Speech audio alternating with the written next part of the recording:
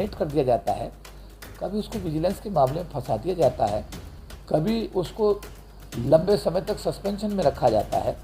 कभी उसकी ऐसी जगह पोस्टिंग कर दी जाती है कि जिसे काला पानी कहते हैं। तो ये सारी चीज़ें हैं इस देश के सिस्टम में। 14 साल की 12 साल की लड़की होती है, उसके साथ में रेप किया जाता है, सामूहिक रेप किया जाता है, उसके बाद में उसी की चुन्नी से उसको गला घोट कर मार दिया जाता है, पेड़ पर टांग दिया जाता है और पुलिस अधिकारी उसको सुसाइड केस करके इसको बंद कर देते हैं। तो ये जो इस देश में जो जातिगत जहर है, अनुसूचित जाति जनजाति समाज के शांति प्रिय समाज, देश के 1/4 समाज, देश के 32 करोड़ समाज के प्रति जो बाहर से आए हुए लोग हैं, जो इस कंट्री के लोग नहीं हैं, कंट्री के बाहर से आए हुए लोग हैं, जो इस देश का आदिवासी समाज है, जो इस देश का मूल समाज है, जो देश का शेड्यूल कास्ट है, शेड्यूल ट्राइब्स है, उसके साथ जो आर्यंस हैं, जो बाहर समाज का आदमी अगर गटर साफ करना बंद कर दे तो देश में महामारी फैल जाएगी। कि कभी सोचा किसी ने? अगर मेरे समाज के लोग अगर खेतों में काम करना बंद कर दें, गेहूं बोना, धान बोना, गन्ना बोना, कपास बोना बंद कर दें तो ये देश कृषि प्रधान नहीं रहेगा जी। अगर मेरे समाज के लोग शहर में सड़कें बनाने के लिए मिट्टी डालना तार, देखिए ये एक सामाजिक जिम्मेदारी है हर उस व्यक्ति की जो बाबा साहब अम्बेडकर के मिशन का सिपाही है। भारत के किसी भी कोने में किसी भी अनुसूचित जाति जनजाति समाज के व्यक्ति के साथ अगर कहीं अन्याय होता है तो देश की राजधानी दिल्ली में अगर उसका विरोध ना किया जाए, उसका विरोध दर्ज सरकार के सामने ना किया जाए, तो मुझे लगता है कि ये एक बहुत ही गैर जिम्मेदाराना बात होगी। तो हमने दिल्ली के साथियों ने, जिसमें समता सैनिक दल जो बाबा साहब अम्बेडकर ने स्थापित किया, भारतीय बौद्ध महासभा और जो हमारा अनुसूचित जाति जनजाति संगठनों का अखिल भारतीय महासंघ है, और साथ साथ मिशन जय भीम, ये चारों संगठनों ने आपस में चर्चा की। चर्चा करके तय हुआ कि 19 अगस्त 2022 को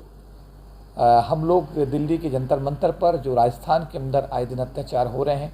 ये देश के कोने कोने में हमारे समाज के लोगों के साथ अत्याचार हो रहे हैं, उसका विरोध दर्ज किया जाए, विरोध किया जाए, सरकार को ज्ञापन दिया जाए। और महासंघ की, समता सैनिक दल की या भारतीय बौद्ध महासभा की, इन सभी संगठन ये बहुत पुराने संगठन हैं, करीब 25-25 साल, 50-50 साल, क्योंकि ये समता सैनिक दल तो बाबा साहब ने बनाया था, तो बहुत पुराना संगठन है। भारतीय बौद्ध महासभा बहुत पुराना संगठन है। और अनुसूचित जाति जनजाति संगठनों का जो अखिल भारतीय महासंघ है, ये भी 1997 में जब सुप्रीम कोर्ट ने आरक्षण के खिलाफ आदेश दिए थे, तो उस समय ये संगठन तैयार किया गया था। और ये मिशन जय भीम भी जो है, अभी हमारे जो मंत्री नरेंद्र पाल गौतम जी, उन्होंने अभी मंत्री बनने के बाद में ये नया संगठन एक अभी बनाया है, पिछले 2-3 साल 4 साल पहले। तो सभी संगठन अपनी सामाजिक जिम्मेदारी को समझते हुए इन लोगों ने तय किया कि जो ये घटना हुई है राजस्थान में, जो बच्चे को मटकी को छूने से पानी पीने के आधार पर इतनी बड़ी प्रताड़ना की बच्चे को मौत के घाट उतार दिया गया, तो ये भारत के संविधान, भारत में जो मानवीय मूल्यों की हम बात करते हैं, मानवता की बात करते हैं, संवैधानिक प्रावधानों की बात करते हैं, इन सभी प्रावधानों की धज्जियां उड़ाते हुए जिस तरीके से इस देश का जातिवादी सिस्टम कभी किसी बच्चे को मूंछ रखने में मार देता है, कभी किसी बच्चे को पानी मटके से पानी पीने में मार देता है, कभी कोई आदमी सरकार की नौकरी में बाबा साहब की दी आरक्षण से आता है तो उसको चार्जशीट देकर टर्मिनेट कर दिया जाता है, कभी उसको विजिलेंस के मामले में फंसा दिया जाता है, कभी उसको लंबे समय तक सस्पेंशन में रखा जाता है, कभी उसकी ऐसी जगह पोस्टिंग कर दी जाती है कि जिसे काला पानी कहते हैं। तो ये सारी चीज़ें हैं इस देश के सिस्टम में। 14 साल की 12 साल की लड़की होती है, उसके साथ में रेप किया जाता है, सामूहिक रेप किया जाता है, उसके बाद में उसी की चुन्नी से उसको गला घोट कर मार दिया जाता है, पेड़ पर टांग दिया जाता है और पुलिस अधिकारी उसको सुसाइड केस करके केस को बंद कर देते हैं। तो ये जो इस देश में जो जातिगत जहर है, अनुसूचित जाति जनजाति समाज के शांति प्रिय समाज, देश के 1/4 समाज, देश के 32 करोड़ समाज के प्रति जो बाहर से आए हुए लोग हैं, जो इस कंट्री के लोग नहीं हैं, कंट्री के बाहर से आए हुए लोग हैं, जो इस देश का आदिवासी समाज है, जो इस देश का मूल समाज है, जो देश का शेड्यूल कास्ट है, शेड्यूल ट्राइब्स है, उसके साथ जो आर्यंस हैं, जो बाहर से आए हैं, जिनका डीएनए खुद ये टेस्टिंग में पाया गया कि वो भारत के नागरिक नहीं है मूल रूप से, तो वो जो भारत का मूल नागरिक है, अनुसूचित जाति जनजाति समाज, उसके साथ जानबूझकर अत्याचार और अन्याय करते हैं और उसमें वो एक एंजॉयमेंट भी फील करते हैं। तो मैं ये कहना चाहता हूँ आज आपके टीवी चैनल के माध्यम से कि अब बहुत हो गया भाई, बंद करो। ये समाज अब समझ गया है, ये बाबा साहब अम्बेडकर का अनुयायी है, काशीराम जी का अनुयायी है। अब ये चीज़ें बंद कर दीजिएगा। देखिए, मैं ये कहना चाहता हूँ भारत की सरकार से भी, राज्य सरकारों से भी, कि इस देश का जो अमन चैन सुख समृद्धि शांति है, भारत के गरीब तबके के पेशेंस पे टिकी हुई है। ये ध्यान रखा जाए, समझा जाए इस बात को। अगर आज वाल्मीकि समाज, जो मेरा समाज है, उस समाज का व्यक्ति आज अगर इस देश में सफाई करनी बंद कर दे तो ये पूरा का पूरा देश एक हफ्ते में महामारी की लपेट में आ जाएगा। ये कभी किसी ने सोचा जी? अगर मेरे समाज का आदमी अगर गटर साफ करना बंद कर दे तो देश में महामारी फैल जाएगी, कि कभी सोचा किसी ने? अगर मेरे समाज के लोग अगर खेतों में काम करना बंद कर दें, गेहूं बोना, धान बोना, गन्ना बोना, कपास बोना बंद कर दें, तो ये देश कृषि प्रधान नहीं रहेगा जी। अगर मेरे समाज के लोग शहर में सड़कें बनाने के लिए मिट्टी डालना, तारकोल डालना, कंक्रीट डालना, मल्टी स्टोरी बिल्डिंग्स बनाते समय ईंटों को सिर पर ढोना, सरियाओं को ढोना, अगर ये कार्य बंद कर दे तो इस देश का शहरी विकास जो हुआ वो सब जो है धरातल पर आ जाएगा जी। अगर इस देश का 32 करोड़ आबादी जो है, इस देश का जो ये मीडिया है, इलेक्ट्रॉनिक मीडिया, अगर इसका बहिष्कार कर दे तो इनकी टीआरपी जीरो पे आ जाएगी जी। अगर इनके द्वारा बनाए गए प्राइवेट कंपनियों के प्रोडक्ट का मेरे समाज के लोग बहिष्कार कर दें तो प्राइवेट कंपनियां बंद हो जाएंगी जी। ये बात आपको समझ में नहीं आती क्या? अरे भाई, ये समाज आपके घरों में बर्तन साफ करता है, ये समाज आपके घरों में आपकी गाड़ी चलाता है, आपके घर में कारपेंटर का काम करता है, आपके घर में पुताई करता है, आपके खेतों में मजदूरी करके आपका धान बोता है, गन्ना बोता है, शहरों के अंदर मल्टी स्टोरी बिल्डिंग बनाता है, सड़कें बनाता है, फ्लाईओवर बनाता है, मेट्रो बनाता है। ये सारी चीज़ें कोई और नहीं करता, वो ठेकेदार नहीं करता जिसको ठेका मिलता है।